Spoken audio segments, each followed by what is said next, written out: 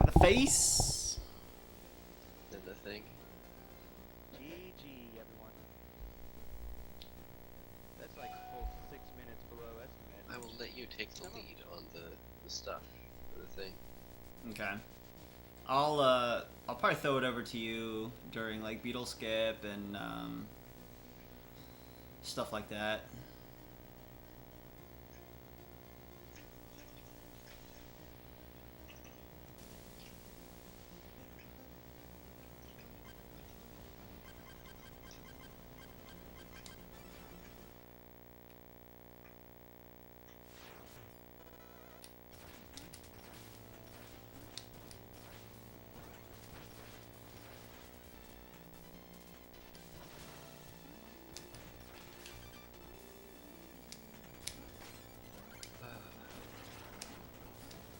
Alright.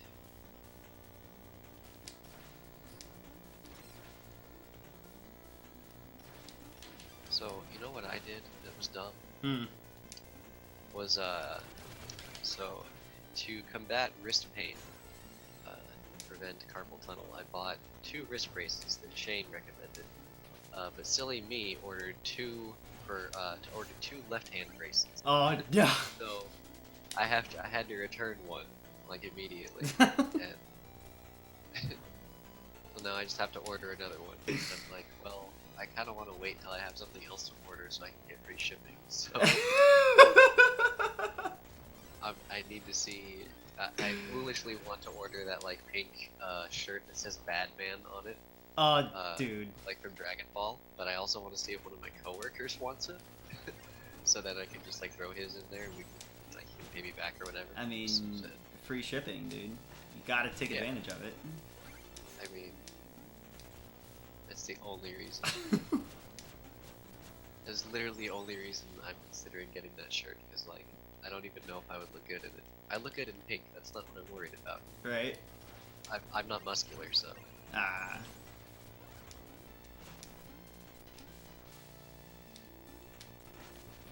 I approve.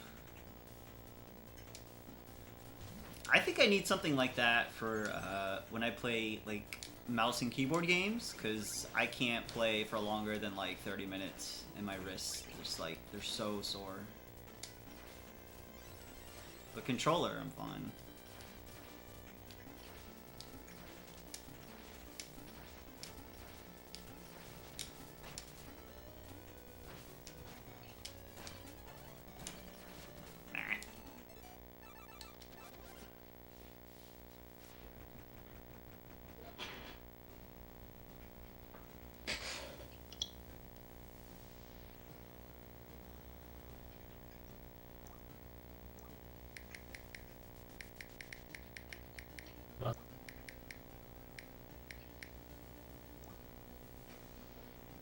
Mm.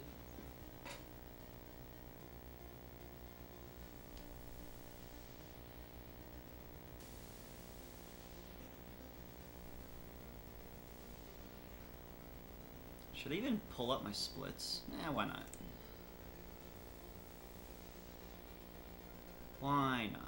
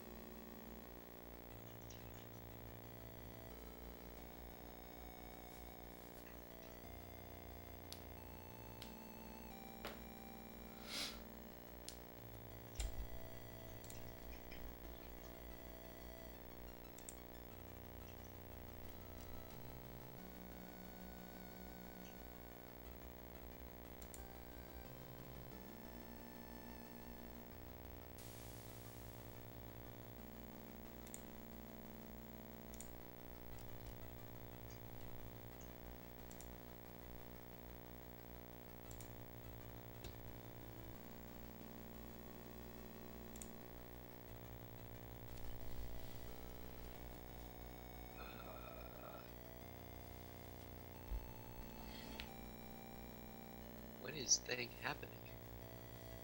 I think we're waiting on them. Oh, okay. I think he said he was gonna pull us into the other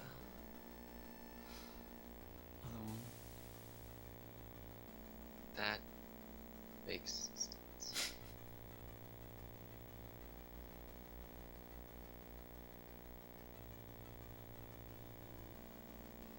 Hashtag Blue Man.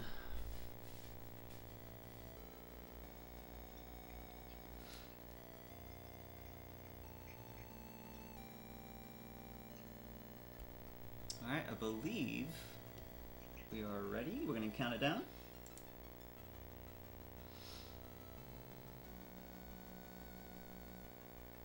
God, here we go. We're doing okay. We're happening. It's happening. Yeah.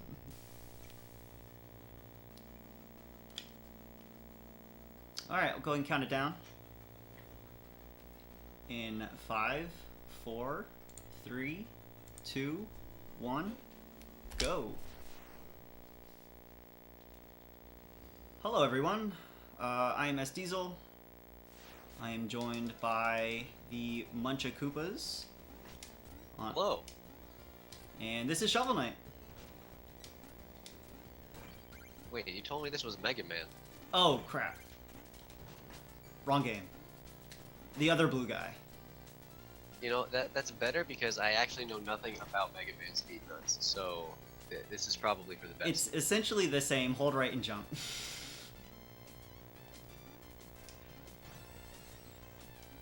Shovel Knight is a retro-inspired platformer.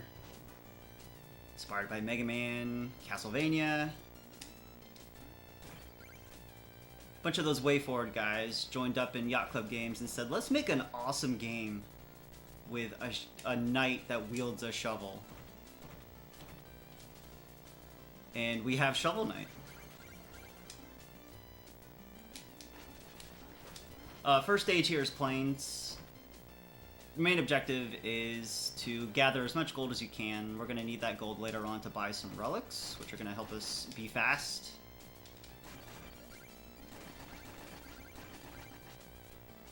And the first stage really just kind of get you familiar with the movement, the tech of the game.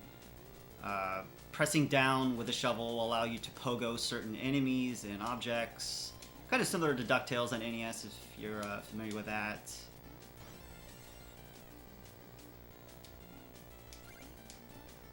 Shovel Knight does have a little bit of a floaty jump as well. For marathon's sake, we're not going to do bubble wrap here, and bubble wrap is using those bubbles right there to get you above the screen and do like a screen wrap. It saves about 4 seconds, and it puts you in this screen I'm in right now. And I'm just a little rusty on it too, so.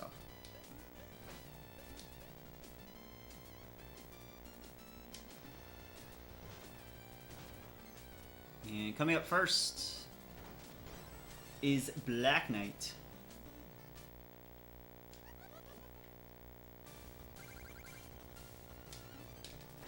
Oh, I let him get the first hit on free.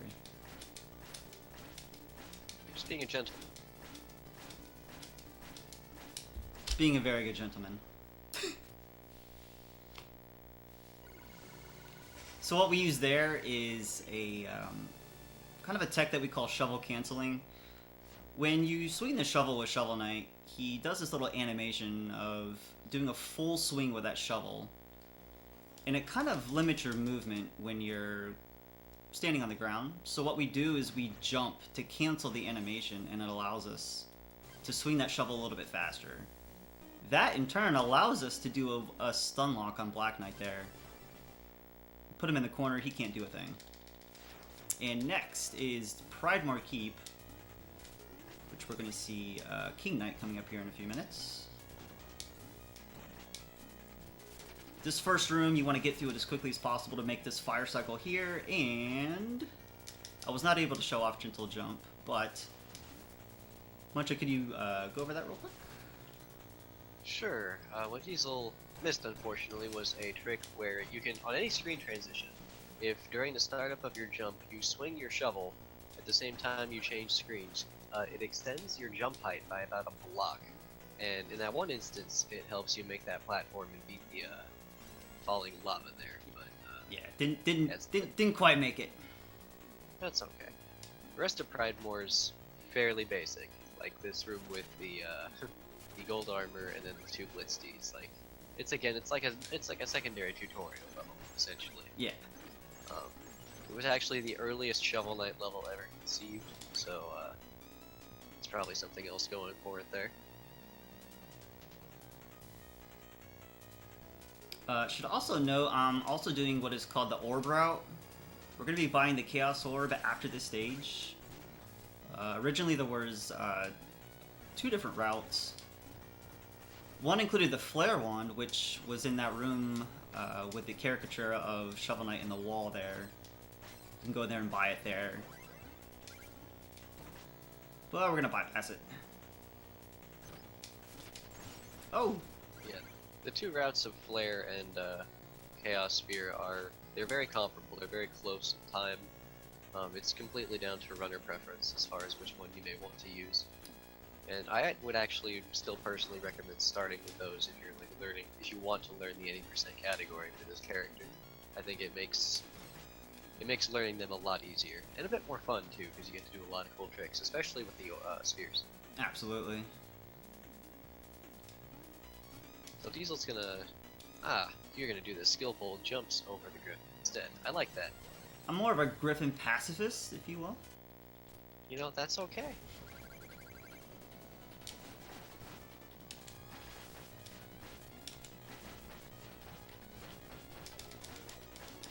Mm-hmm. A little bit of a shaky fight there. The idea with King Knight here is he has a set pattern every time you fight him, if you stay on the left-hand side there. On his 3rd jump, he's going to jump up to the ceiling, and you want to kind of time your pogos on him to where you'll be between him and the ceiling to get faster pogo hits in there.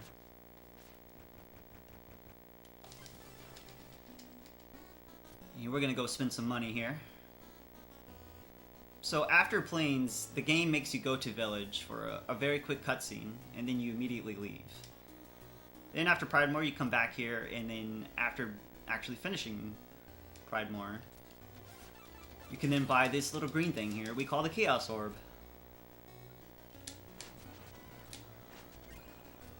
Now I also grab the note in the wall there for some extra gold. I'm going to sell here at the Bard.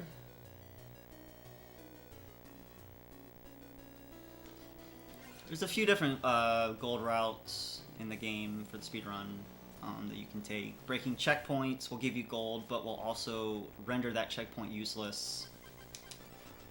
So you definitely can pick and choose where you want to hoard your gold. And next is the Glitchy Yard? Glitchy Yard? I don't know. I say Glitchy Yard.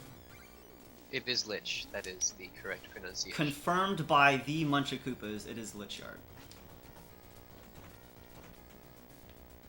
You actually did a really cool damage boost off of that second frog there, and I really wanted to say something when it happened. Yeah. Alright, do you go for the frog skip with the sphere? No. No, okay. Alright.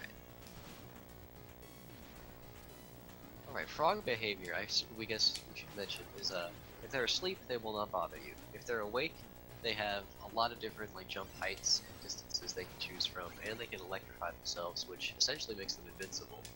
And they're a very troublesome enemy for speedrunners. This platform Beasel's on will lower as long as there's 2 things on it. Then you can very quickly bypass the skeleton poncho. Bone clang poncho, excuse me. Correct. I need to respect the lore. It's actually just a habit for morning. You'll hear about it later, if you don't. I don't know about that, but... Alright, so this room, Ooh, wow. it's actually set up so you may notice that that platform, that skull is initially landing, or resting on. It's only the skull, so somehow you have to go stand on it in order to get it to raise. I don't get it either, but hey, whatever. That checkpoint in particular, I do break. It's a checkpoint used in the orb route. It doesn't take too much time to break it, and it does give you the most gold in the stage, and this early on in the game as well. So it's a really good checkpoint to break. Safety. Yeah, and that section of the run is incredibly safe, especially because there's another checkpoint right there before the dark room. So it's really a no-brainer to break that one if you need the money. Yeah.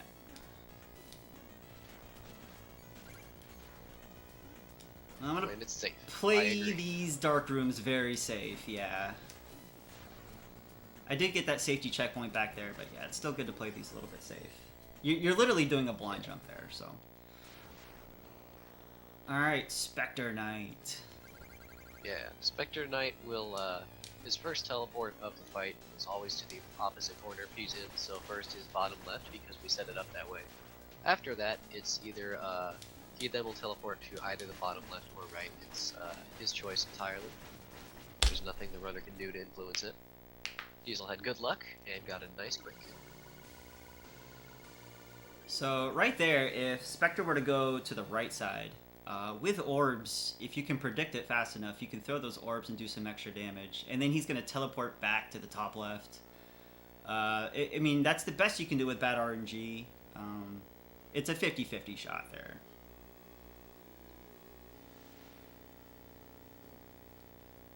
And here we are seeing the first dream sequence, which we will see after every third stage, or world is what we kind of refer them to. That's actually how they're referred to internally by Yacht Club Games as well, I found out. So it's interesting that like we just started doing that in the speedrun community, and then I later found out, like just by talking to one of them, I think via email or something, that's just how they happen to refer to them as. So, well, I thought that was interesting. Alright, next up is Lost City. Yes, Lost City contains the very first big skip, I would say. I apologize in advance. I'm gonna let Muncha take this one because he's responsible for this trick. So, to start out, Lost City here, you try to do a series of movements to get through these rooms, obviously as quickly as possible. You want to avoid fire cycles, and in this third room, you want to just dig as fast as possible to avoid this charging guy, the Hoppicles. And then this room with the beetle, there's a single birder that's trapped among these blocks over here, and you jump at a certain timing, and then come and line this up, and you wait for the beetle and the birder to line up with each other, and you fall off and the platform and land on the beetle, and then you proceed through the rest of the room. And you have to keep up with the birder, but you have to make sure you don't move too quickly, or you will be ahead of it. And Diesel executed perfectly there, and all that really does is save it saves 14 seconds or so, maybe it's 16, but it skips waiting for the beetle, obviously. Yeah, it's really one of the first like big skips I would say that you learn in the run.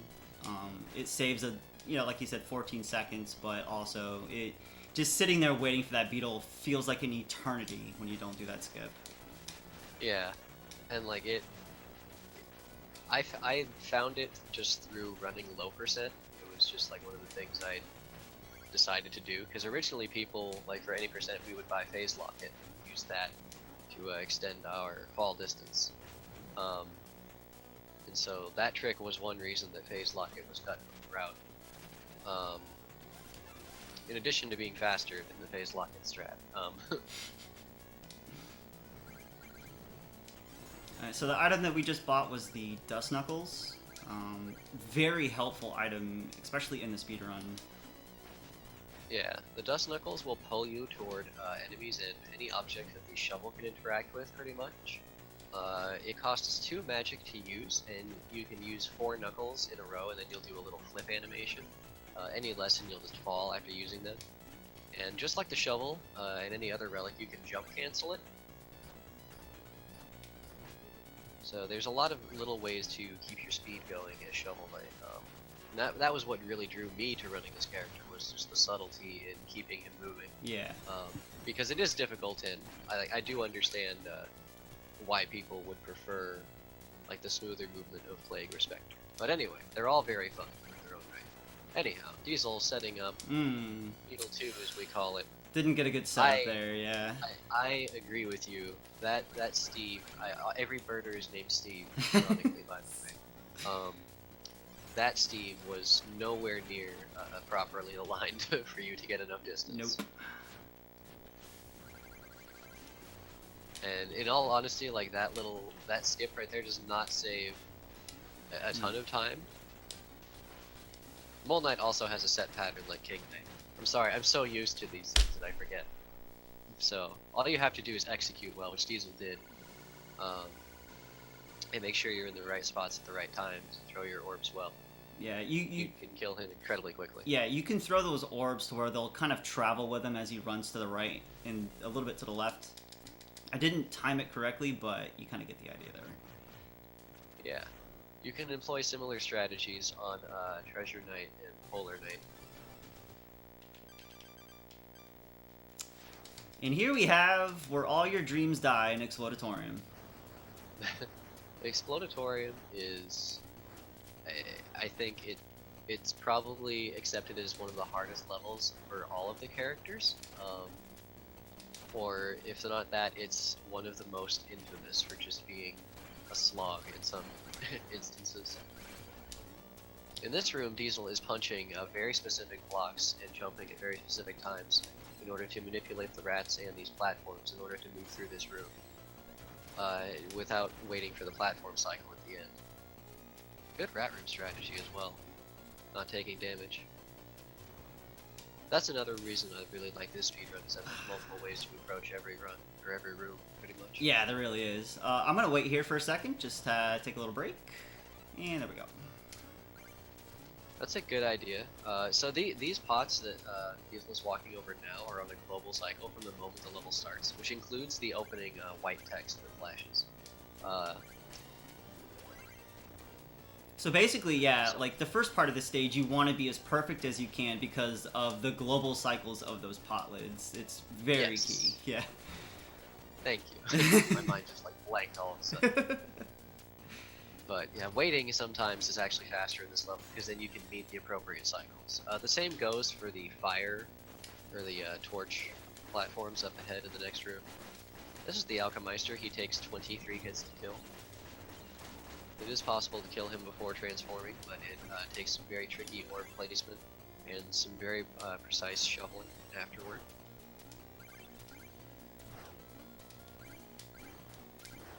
As far as gold amounts go, the next magic number Diesel's trying to reach is about 5,500 before the end of this level, or if not now, then he's going to be buying upgrades after Iron Whale. But the point is that at some point he's going to need 8,000 gold to buy Conjurer's Coat, as well as the Charge Handle. Here Diesel is performing a different version of Ladder Skip, or a different setup rather. A little bit slower, but gets the job done and is still faster than doing that route normally. Well done. I'm actually, I'm really bad at that backup strat. So Shoutouts to Smoggy. Yeah. Oh. Variation on slime climbers. Let me try that again. Yeah. There we go.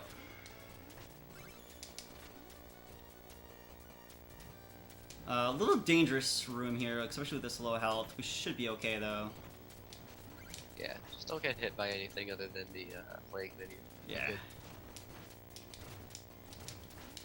And that's what happened. It's okay. You know what? Let's be ballsy.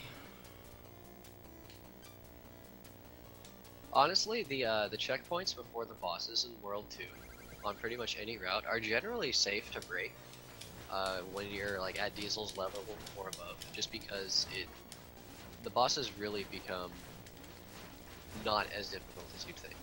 Anyway, Plague Knight will always try to jump over you. Oh my god. Stop moving. Thank you. Yeah, he's chaotic. I'm forgetting to explain things before they happen, but you're doing things too fast. Slow down. Oh wait, no. Go faster! I must go faster! So yeah, yes. Plague Knight, he does seem very sporadic. He does have a few set patterns, though. He just... when he gets away from you is when that fight can go very hairy, so... if you nail down his patterns, you should be okay. Alright, so now we are heading to the Armory. where we'll be buying 2 items. The Conjurer's Coat, which I just purchased right there, and the Charge Slash, which I just purchased right there. Now, the Conjurer's Coat will grant you 50 extra magic. At the cost, you will take, I believe it's 0.5 extra damage? Yes, an extra 0.5 damage, or like half a bubble, is added on to every damage you would normally take. So things that do half now do a whole, etc.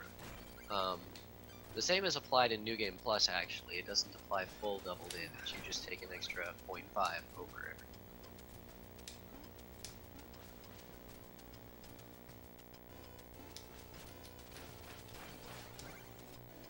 But New Game Plus does have increased damage values added. Anyway. Iron Whale is obviously the water level, so Diesel will fall slower and be able to jump higher. Of the 3 levels in World 2, this one's actually, I think most people would probably agree this is the easiest. I don't know. I would say so. I would say that. Minus the anchor skip coming up, but yeah. Yeah. Or maybe a better thing to say is, in general, it is easier than the other right. 2 levels. Diesel can now use the orb to hopefully kill all these tentacles at once. Aye. That is okay, actually, because I knew exactly what would happen, because I do that all the time. Gotta love how that just happened. So, as soon as you enter that room with all those tentacles, pretty much just spam your relic button with the orbs, and they should fall right in line to kill all those tentacles right in a row. Not like how it kind of bounced to the left and had to kill the last one there, but it still worked out. Yeah. The fun fact, the bouncing on the left is almost guaranteed if you don't get the, if you don't kill all of them, gotcha. Or at least the main three you need to kill. This is the fish auto-scroller. The fish takes 12 hits to kill. Oh crap. And this is the main use of Charge Slash and Dust Knuckles really coming into play, is that Diesel can essentially stay in the air and deal massive damage for a while. That chest does contain the throwing anchor, but we don't want that. It's useless.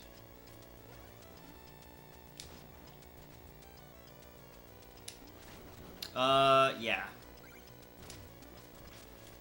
So normally you can hit that dirt pile on the wall there and then pogo it up to the ladder. I just did a little bit too soon there and head bonked. But you did get an early cycle on the platforms, which is also good. a silver lining. Yeah, very true. I'm gonna be doing a little bit of a safer strat for anchors here. Let's see if I can get the OG strat, which that'd be really hype if I do. And nope, didn't get a good setup. Ah, yeah. You can convert the fireballs. Essentially what Diesel wanted to do is he wanted the mage to fly low and shoot the fireballs from a different angle, which sets that up. It's just an easier angle to set up pogos on those fireballs if he fires them low. And you can convert them if the mage fires them from a higher angle, but it's much more difficult to do. Much more difficult. And I don't think it's so difficult to the point that most people that have gotten it have decided that there's no reason to document it because it's not worth going for. I can totally see that, yeah. Oh, so that was Treasure Knight. He's dead. The Chaos Orbs are extremely damaging to Treasure Knight, as you can see there. They can sit inside his hitbox, do tons of damage, and on top of that, you can do a ton of shovel cancel hits on him. And he'll be dead in seconds if you get also really good RNG like I did. Now, Treasure Knight also can do a number of different things. He can throw his anchor at you, which does a ton of damage with Conjurer's Coat. He can throw his anchor to the ceiling, which can waste some time, because then you have to go up there and pogo him, and that's just no fun. But yeah, we got a pretty good RNG there, so pretty good fight.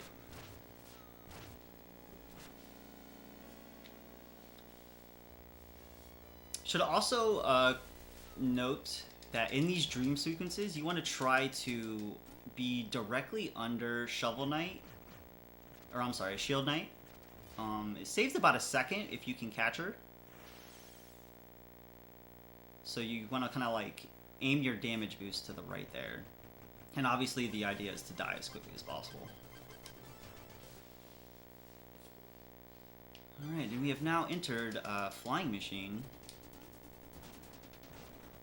Yes. Flying Machine is another one of those levels, and the three levels that I always hear people say they had the most trouble with was Glitchy Yard, Exploratorium, and Flying Machine. Yeah. Fun fact, Flying Machine used to be swapped with Glitchy Yard on the world map.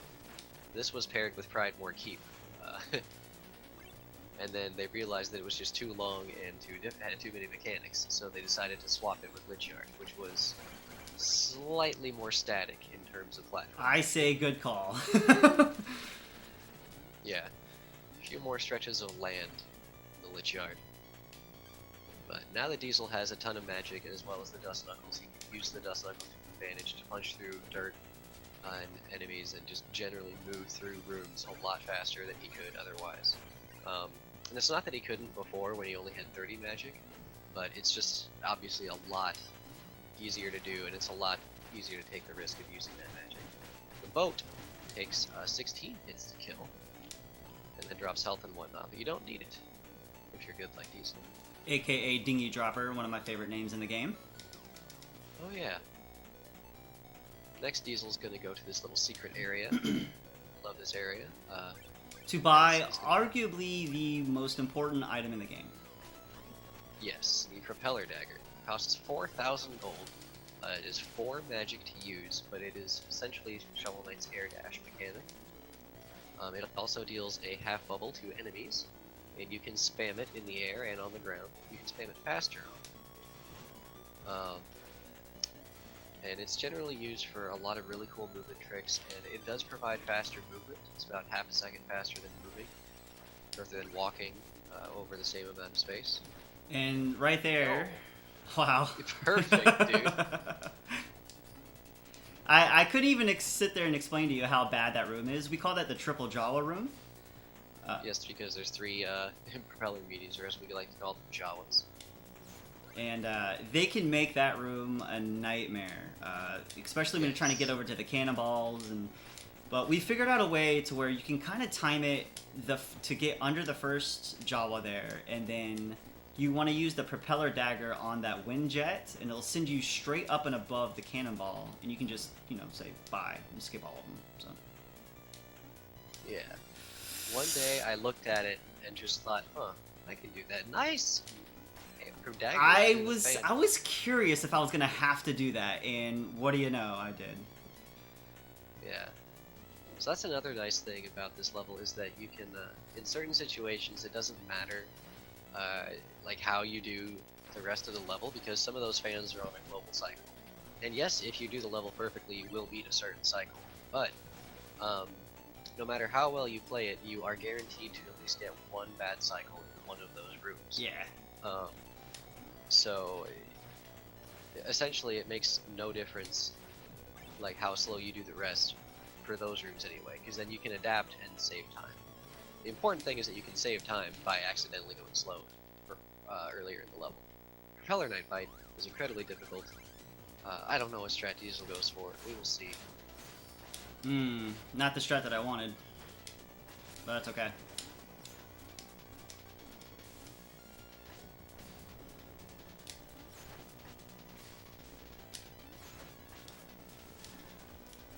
Might die here. Or not. Good save. Nice. So I wasn't able to show off my patented Dust Knuckle kill there. You can manipulate Propeller Knight in 2 ways. Once he gets down to a certain amount of health, he's either going to fly up to the left or to the right, depending on your position. And I think depending on where you hit him, something like that. There's some other values that go into that, but the way that I do it is I make him go to the right and use Dust Knuckles to get up to him. And I actually kill him in the air up the top right, so. Good save, though.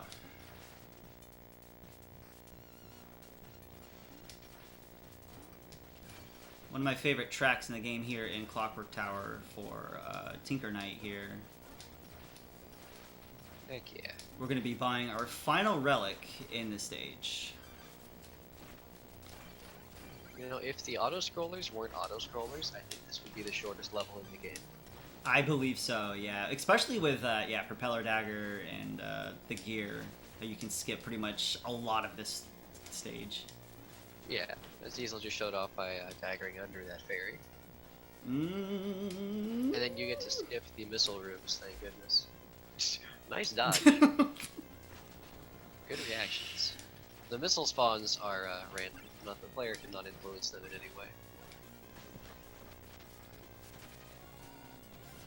So no matter what, you'll always have enough gold for the mobile gear there after Propeller Knight. So you don't have to worry about gold. Defeating Propeller gives you more than enough to buy the gear. Yeah. And the gear is useful for a lot of reasons. Costs 6 magic to use. It would deal a full bubble of damage to enemies and bosses when active. And this is its main use, at least its first main use, is skipping this giant room, which is normally an auto-scroller of sorts, in that you would have to wait on that other platform if you didn't have this item. I didn't know this until I started speedrunning this game, and I was just completely floored. I'm like, that's what the gear is for. I thought the same thing. And then of course the other use, which we'll get to in a bit. Let me jump. And here we have another auto-scroller. Good time for donations, if any.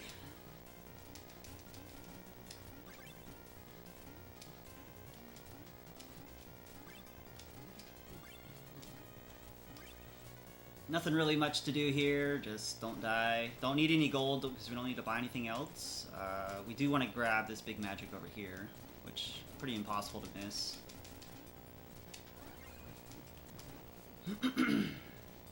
Big magic. It's got what plants crave.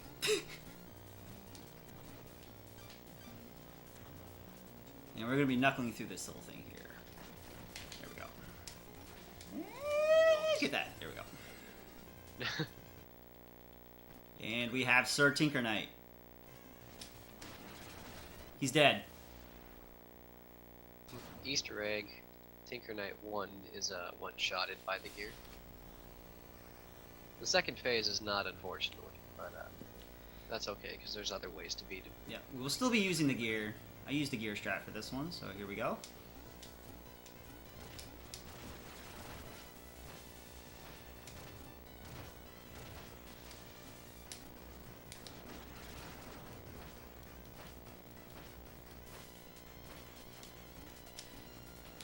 Yeah, obviously Diesel can stay in the air, and I actually like that. It's actually more difficult to activate the gears the way he's doing it by swinging there. Yeah, because like you can accidentally stand on the gear as it's traveling, which messes up like your pogo angle and everything. And then you'll just fall, which obviously wastes a lot of time. Yeah, yeah. Falling to Tinker there wastes a ton of time. Yeah. But I actually thought you were gonna fall on the second set of pogos. yeah. And you were covering it. And I was like, oh my goodness, you're amazing. The most important thing is you want the gear to be moving. Moving gear does a full health of damage compared to just hitting him with it. Yeah, like if you just throw the gear out and it lands on him without becoming active. Yeah. It's just a half heart. Alright, Polar Knight. Stranded ship. Level full of pits, spikes, and lots of damaging enemies. Probably, I would say, the... minus Tower 1, the most relic-heavy regular stage. There, in every screen, you are using a relic in some sort. Whether it's Dagger, whether it's Knuckles, you're constantly switching back and forth. It's definitely a stage that keeps you on your toes. Yeah. I mean, of course, part of that is now we have all the relics, so of course we're going to use them. But, I mean... Yeah. It's still, it's just like, this is like... This is the point in high-level runs where you really have a run going. Because it's like, okay, I've gotten past every major hurdle. At this point, I just have to execute these levels. Like, Stranded Ship is a level with almost, actually, I don't know of anything that's really beyond the player's control, aside from maybe those dive drakes. Yeah, I was gonna say maybe that's about it, yeah. Like the rest is just if you execute properly, the level will practically play itself. Which Diesel's done a great job so far. Oh, okay, okay. Alright, we can do this. That's fine. Yeah. I think there's only one damage boost. And you still have health for it, so you're good. Yeah. We'll have enough health for the deboost coming up here on this ladder here. And we're gonna pogo this guy. There we go. Yeah. So, I mean, any hit will kill Diesel now, but the rest of this level is cake until you get to the last checkpoint, so... Yeah.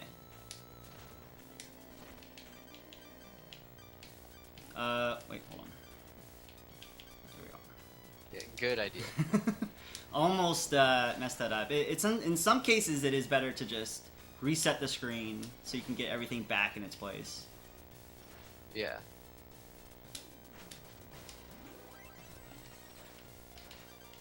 And Polar Knight.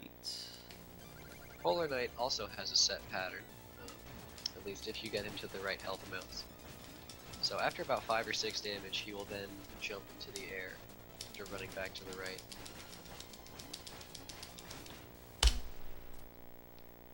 A little shaky fight, but the idea there is to kind of stay within his hitbox as you're kind of shovel cancel attacking him. Yeah. Using the iframes if you need to stand on spikes, obviously, but basically iframes and just stay in his hitbox. Yeah, Polar Knight's just a big target, and enemies in this game can't damage you when you damage them. It's actually a built-in mechanic, like their damage hitbox just disappears. Right. Unfortunately, no Dream 3. I haven't learned that yet, which I should. It looks so easy. It's harder than Dream 2, in my opinion. Yeah. There are other strats you can do to speed up these second and third dreams a little bit, which is what we're referring to, but they're finicky, to say the least. So down to the gauntlet of the last 3 levels, the Wily stages, if you will. I like that. Wily stages. Yeah, Tower 1, Tower of Fate entrance, is one of the most fun levels to execute as a speedrunner. Yeah, I absolutely love this level. Yeah, it's really fun to go through. The music is great, and you just feel cool when you do it right. Excellent gear strat in that room, which is faster than doing any other strat there, believe it or not.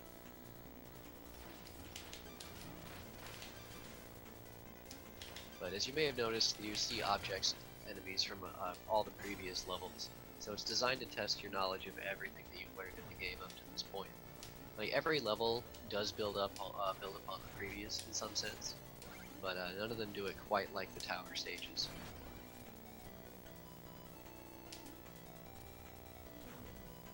I think that was a fun thing to see in Spectre of Torment, was how they approached the tower stages. Get up there. There we go. Yeah, the Green Knights can be a pain because they are designed to want to jump over you all the time. Really cool skip there. We use the Chompy down there to pogo up, and then we immediately pogo the Drip Samurai there to skip all that. So in like one fluid motion, like yeah, you can see why like this stage is just so fun to play in a speedrun.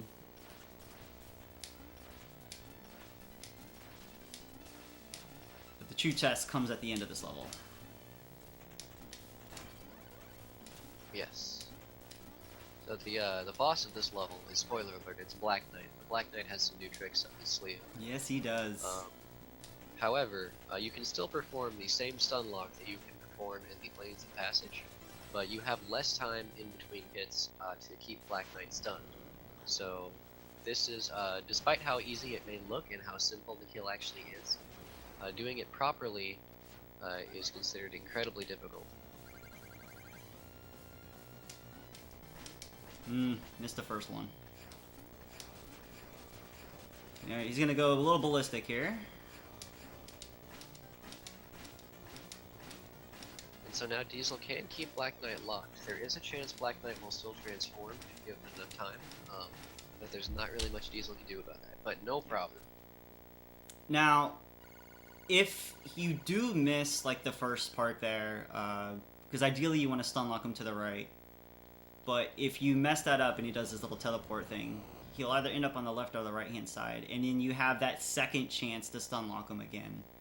And then, like Muncha was saying, if he does break out of that, he does this crazy, I'm gonna grow wings, I'm gonna shoot asteroids at you, you pissed me off, it's over. And, yeah. But we didn't let him do that.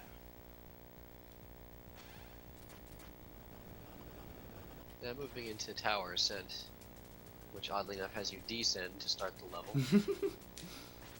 Ooh. Lots of spikes. I die in this room a lot. Oh yeah.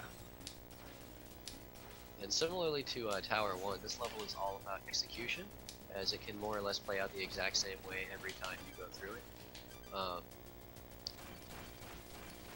Lots of uses of the relics just to maximize movement through rooms, of course. And then the main attraction at the end of this rather simple level from a speedrun perspective. At the end of this level is the boss rush, where you have to fight the 8 Knights of the Order of No Quarter again, in a semi-random order, with no breaks in between. You do get health in between, but there is no saving in between the bosses. There is a checkpoint, of course, before the boss rush. Here goes Ladder Knight, Rip Ladder Knight. Yes. That ladder, yeah. To that ladder. Yeah, that ladder I just climbed up has claimed many lives, many runs. It is not like, because you're in an auto-scroller, it is not like a ladder like usual where you just drop down to the next screen below you. That is death on that ladder. Yeah. Like if you enter that this room and then immediately go back down, you'll go back into the room beforehand. But at a certain point, the bottom of the screen becomes a death pit. Yeah.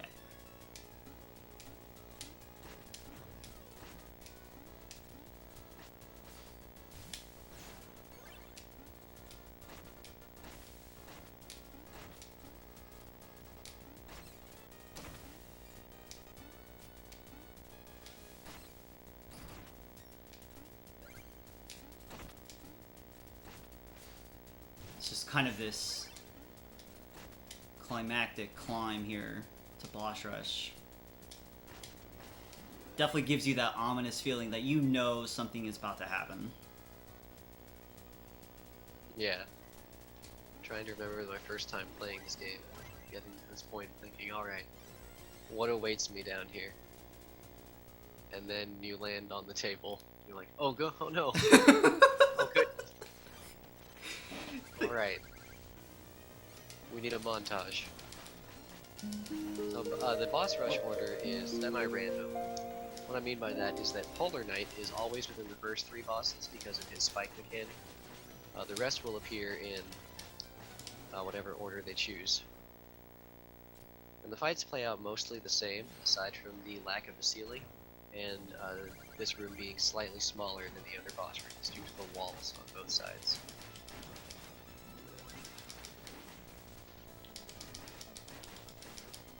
So generally, after you finish a boss during the rush, you want to be near the center of the room, usually positioned slightly to the left of this chain. That just sets up each boss to move like you're used to in the main stage, and so it just makes it easier to adjust to doing the fight. That said, it is possible to do some of these fights from anywhere on the screen.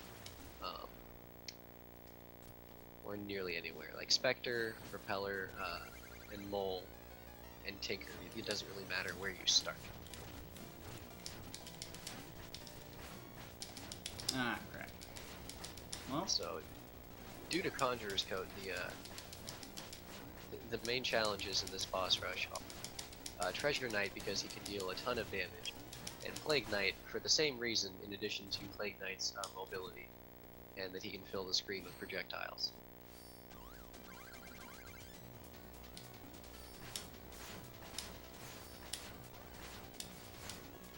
Okay.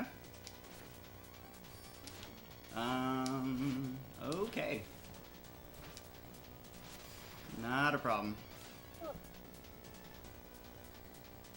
Never even actually had that happen before. I... Oh! Oh no! That's okay. Usually when Propeller Knight gets away from you like that, you can go to the left side and cause no damage, which I completely forgot about.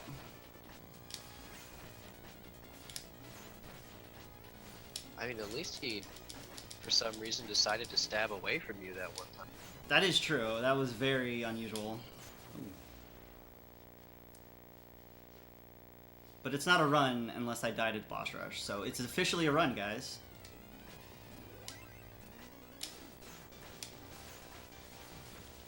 So by contrast to the fight in the Glitchy Yard, during boss rush it's actually faster to keep Spectre Knight on the upper two corners, because he sits lower on the screen when he goes to the bottom right or left. So he has less of his hitbox available for you to damage. Not in the best spot here, but we should be okay.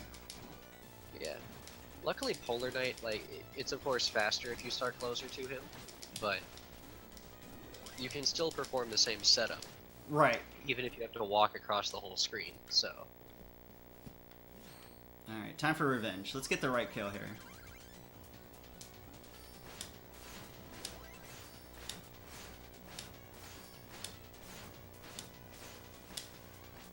Alright, mine is taking that hit there. That's ideally what the charge slash kill there is. Well done.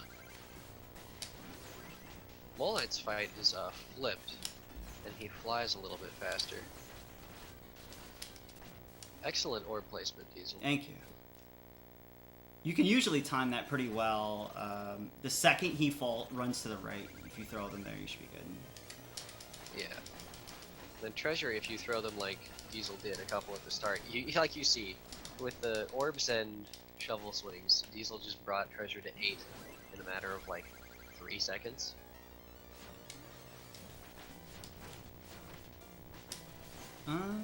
Okay. Should be good.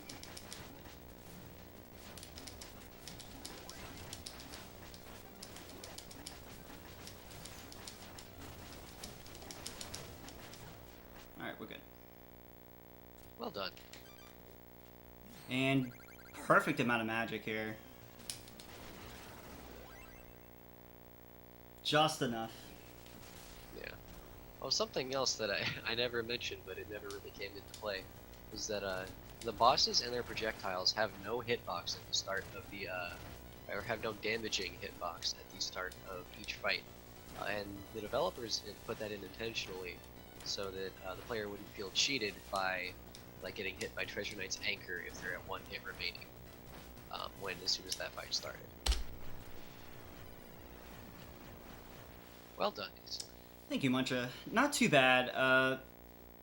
That you can see where like boss rush is like when you get through boss rush and you're ahead. That's when you know like this is the run right here. A lot of things can go wrong. Plague Knight always has been my worst issue in boss rush, and really in the whole run.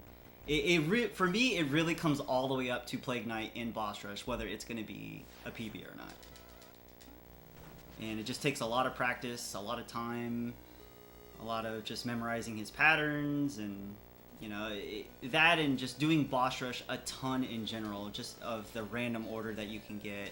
You just got to be prepared for everything. Magic management is also a very big thing in boss rush, so. Yeah. Magic management is also important at this level, through it quickly. Yes. Because of course you have the propeller dagger to move there. Like that one is intentional, as it helps you follow this platform as soon as possible.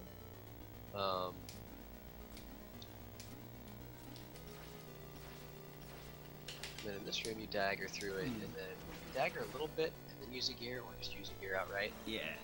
There's a definitely couple ways there. Actually could have daggered again, but it's okay. Here we go. Yeah, it depends on like how you want to approach things, and if you want to have extra magic. Now Diesel will throw a preemptive gear at the start of the fight, which will hopefully come into play in a moment.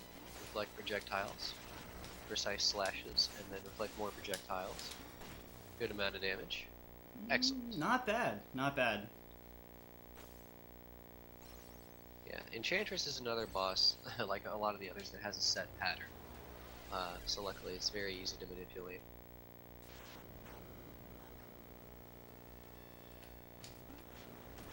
Alright, and time is going to be coming up here on the final hit to Enchantress. Yeah. Let's get ready on that. Now Diesel will wait for Shield Knight to jump up and raise her shield, which will provide Shovel Knight with something to bounce off of. And then Diesel can get up and pogo or slash or dagger, whatever, to his heart's content.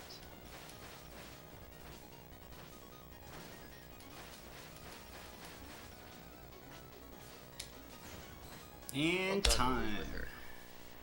Excellent.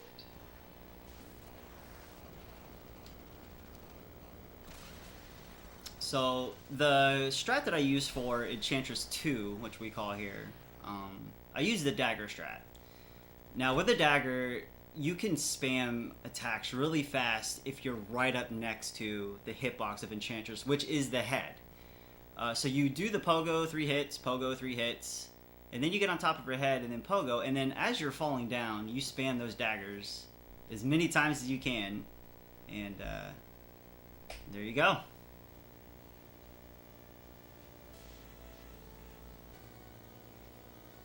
A sub 50 run, not bad. Sub 50 is always good. Yes. Sub 50 is pretty much like the big goal that you want to get when you start learning Shovel Knight. Once you hit that sub 50, you can really start getting into more optimal stuff, more difficult strats in the game.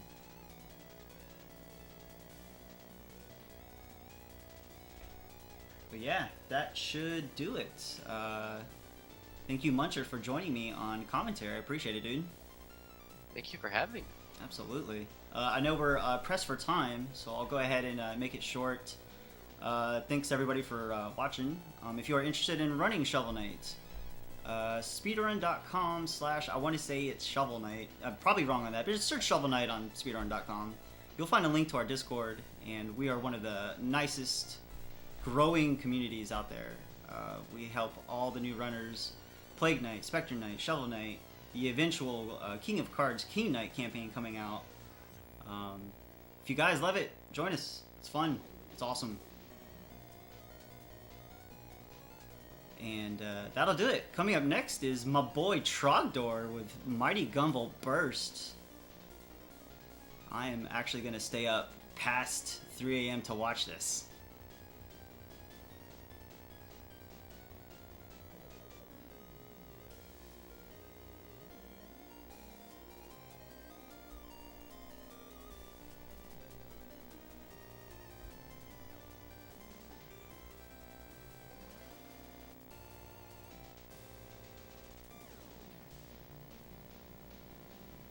Alright, yep. Thanks again, guys. I'll let the credits roll, let them take over, and thank you again.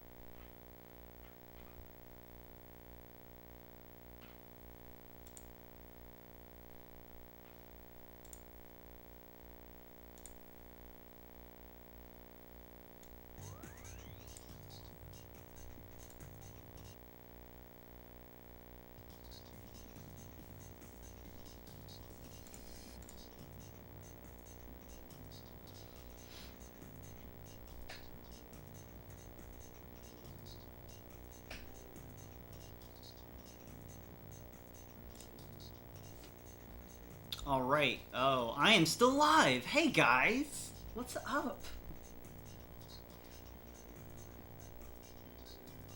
That was fun.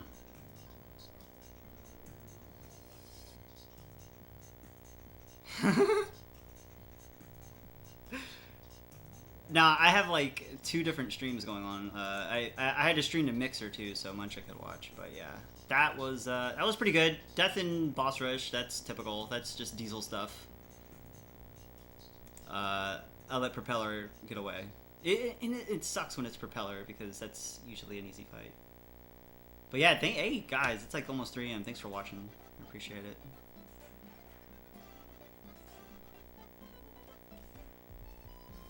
But yeah, I'm gonna go to bed now because it's like 3 AM. But thank you guys again. I appreciate the support. And I will catch you guys later.